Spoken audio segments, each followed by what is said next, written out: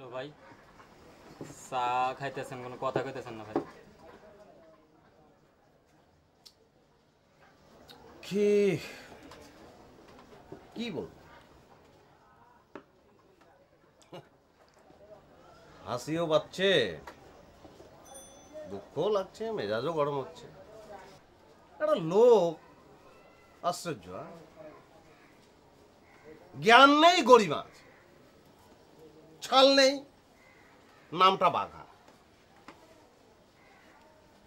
আরে বাবা, তুই একটা সিরিয়াল বানাচ্ছিস তো বানা, সেখানে তো কেউ বাগড়া দিতে যায়নি, বানিয়ে ফেল। তুই যেটা বানাচ্ছিস সেটার নাম হচ্ছে হাতে কিছু রইল না, তাই নয় কি? আমি যেটা বানাচ্ছি সেটার নাম হচ্ছে হাতে কিছু রইল, একটা নেগেটিভ আর একটা কি পজিটিভ, তাই তো? তো দুটো তো আলাদা, তাই নয় কি? দুটো আলাদা জিনিস, দুটো এক হবে কেন? সে বলছে এখন বাগড়াটা কে দিচ্ছে? আমি বাগড়া দিচ্ছি না সে বাগড়া দিচ্ছে, বলো? ভাই, আপনি হুকুম দেন, ওরে ধইরা নিয়ে এসে ঠ্যাং ভেঙে দিই। না, সেটা করা যাবে না। আমি লোকটিকে হ্যাঁ করি, সম্মান করি। কেন করি? সম্মান আমি তোমাকেও করি, সম্মান তোমাকেও করি, সম্মান তোমাকেও করি। কেন করি? কারণ আমরা আর্ট লাইনের লোক। তোমাদের যেমন সম্মান করি, সেম সম্মান আমি কিন্তু ভবানীপুরীকেও করি। কেন? কারণ সেও একজন আর্ট লাইনের লোক। কিন্তু উনি তো এটা বুঝতে পারছেন না, উনি মনে করছেন যে এটা আমি তাকে তোয়াজ করছি। ভাই, এই লোকটা খুব বাইরে গেছে, আপনি যদি হুকুম দেন এটা ধরে নিয়ে এসে ঠাটাস ঠাটাস করে দুইটা থাপ্পড় মেরে দেন। ভাই যদি বলেন তাহলে ওরে মির্জাফর বলে গায়ে থুতু দি। আরে না, দরকার নেই। ছুঁচো মেরে হাত বন্ধ করার কোনো দরকার নেই। ও ছুঁচো না না খেতে পেয়ে এমনি এমনি মরে যাবে, বুঝতে পারছো? আমাদের কাজ হচ্ছে, আমরা যে কাজটা এখন করতে যাচ্ছি সেই মহান কাজটাকে জায়গায় নিয়ে যাওয়া। উনি কি করতে যাচ্ছেন? উনি বলছেন যে জাতি মির্জাফরের জাতি, এই জাতি বেঈমানের জাতি, এই জাতি মোনাফেকের জাতি। তার মানে কি? আমার বাবা মির্জাফর, তোমার বাবা মির্জাফর, তোমার পিতা মির্জাফর, তোমার পিতামহ মির্জাফর, তোমার প্রপিতামহ মির্জাফর। আমরা সে কথাটা বলছি না। আমরা যে সিরিয়ালটা বানাবো সেটার বিষয়বস্তু হচ্ছে কি নিয়ে? আমরা কাজ করছি ক্ষুদিরামকে নিয়ে, আমরা কাজ করছি সূর্য সেনকে নিয়ে, আমরা কাজ করছি ফকির মজনু শাহকে নিয়ে, আমরা কাজ করছি ইসাকাকে নিয়ে, যারা আমাদের কি বীর। বুঝতে পারছো তো? কাজটাই আসলে জবাব হয়ে যাবে, আমরা আমাদের কাজটা করে যাই, সেটাই মূল কথা, তাহলেই হয়ে যাবে। ভাই, ও আমাদের কাজে বাধা দিচ্ছে, আমরা এখন কি করবো ভাই? মাথায় নেওয়ার দরকার নেই, কিচ্ছু যে হাসে না, মনে মনে শুধু হাসবে। ওই হাসিটাই হলো মহাসুর, বুঝতে পেরেছো? দেখুন আনোয়ার ভাই, আমি শালা এমন এক অ্যাসিস্ট্যান্ট ডাইরেক্টর যার সিনেমার কাস্টিং হচ্ছে, কাকে কাকে অভিনেতা অভিনেত্রী নেওয়া হচ্ছে সেটাই আমি জানি না। রুদ্ধদ্বার মিটিং হচ্ছে, সেখানে ঢোকার প্রবেশাধিকার আমার নেই।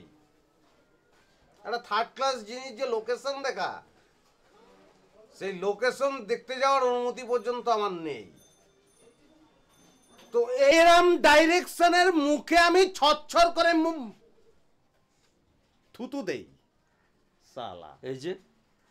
এই যে খুব তো মুখে বড়াই করে বলেছিলেন রক্তে নাই রক্তে নাই রক্তে নাই, এই যে আসল রূপ বাড়িয়ে চলে আসলো, একেবারে প্র্যাকটিক্যাল করে দিলেন। বাহ, শুনেন, এত কথা বললেন না, কাজ এত সহজ লয়, অ্যাসিস্ট্যান্ট এত সহজ লয়, বুঝতে পেরেছেন? অ্যাসিস্ট্যান্টই করতে হলে একটা বছর আগে আমার পিছ পিছ পিছ পিছ পিছ ঘুরেন, তারপরে কাজ চাহাবেন, বাস। না ঠিক আছে আনোয়ার ভাই, ওই হয়েছে কি আসলে আবেগটাকে ঠিক দমিয়ে রাখতে পারিনি তো, বেরিয়ে গেছে। কিন্তু আমি ভুলেই গিয়েছিলাম, যেটা তো আসলে ঠিক হচ্ছে না আমি যা বলেছি। মানে কেন করবো এরকম বলুন তো? ওই আপনি যেটা বলবেন সেটাই হবে। মানে আমার আমার তো কোনো দরকার নেই, কাস্টিং কাকে করা হচ্ছে না হচ্ছে সেটা জানার দরকার নেই, লোকেশনে যাওয়ার দরকার নেই, সব ঠিক আছে। আর 1 বছর কেন, আপনি যদি বলেন তো তাহলে 50 বছর আমার চুল দাড়ি সব পেকে যাবে, আমি আপনার পিছনেই কাটিয়ে দেবো। কিন্তু আমার একটা কথা কি জানেন, যে ওই যে মেয়েটা আমি খুব পছন্দ করি তো, সানুর, ওর কাস্টিংটা কি হচ্ছে যদি ভাই একটু চুপেন, একটু চুপেন। ওই শাহানুর সম্পর্কে আর একটা কথা আপনি বলবেন না, আপনার কোনো কথা বলার রাইট নাই। আর আমার দায়িত্বে আছে, আমি বুঝবো ওকে কোনটা কাস্টিং দিতে হবে, কোন ক্যারেক্টার দিতে হবে, সব আমি বুঝবো। আর আপনার সম্পর্কে তো আমি সব জানি লেছি ভাই। আপনি যে শাহানুরের কতখানি শুভাকাঙ্ক্ষী সে আমাকে বলেছে। আপনাকে আর এগুলো বড়াই করে বলতে হবে না, বুঝতে পেরেছেন? চুপচাপ থাকবেন এখন। আচ্ছা, ঠিক আছে, সেটা বুঝতে পেরেছি। তাহলে এ বিষয়ে আমার কোনো কথা বলার দরকার নেই। তো আমার কি সামনে কোনো কাজ আছে নাকি নেই? আছে, আছে, কাজ আছে। আপনি কাজ পাবেন আগামী শনিবার। আমার প্রডিউসার আপার স্বামী, ওই যে ডাইরেক্টর KM ফিরোজ, তার মাথাটা একটু ক্র্যাক ক্র্যাক হয়ে গেছে, বুঝতে পেরেছেন?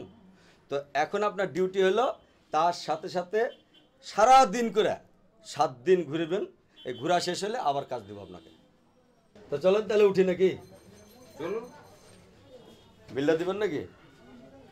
সে তো দেয়াই যায়, কিন্তু আমার কাছে তো খুচরো নেই। ওই যে পুরানো রোগ, এটা তো আমি জানি। বুঝলে দেখলো আর কি এমনি। হ্যালো, এই সিগারেট নেই, আমাকে সিগারেট দাও তো। লালু ভাই, আরে লালু ভাই, কি হয়েছে আপনার বলেন তো? ডাকছেন কেন আমাকে এত তড়িঘড়ি? ভজনদা, কিরম আছেন বলুন তো? ভালোই আছি।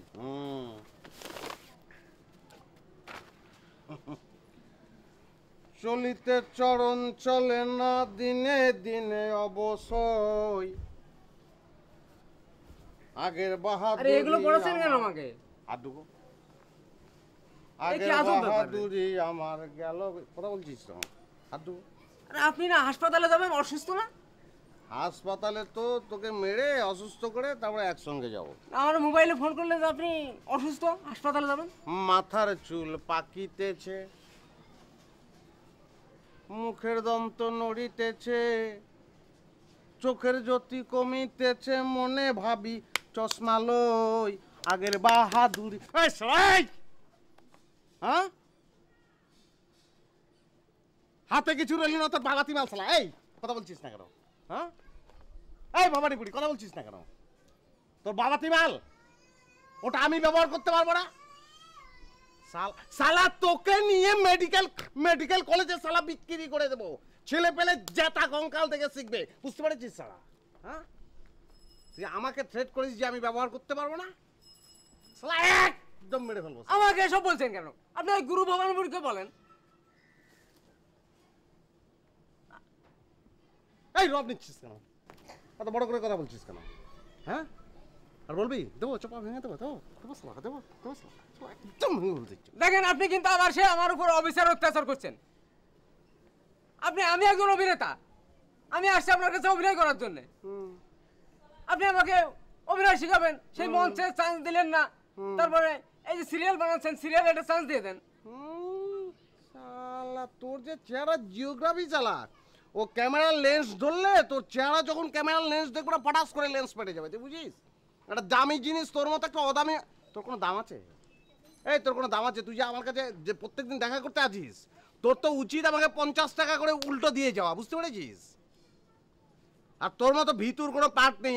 আমি যে জিনিসটা করছি সেটা তো বীরের ব্যাপার। প্রত্যেকটা আর্টিস্টের শৌর্য বীর্য থাকতে হবে, তোর তো কোনোটাই নেই।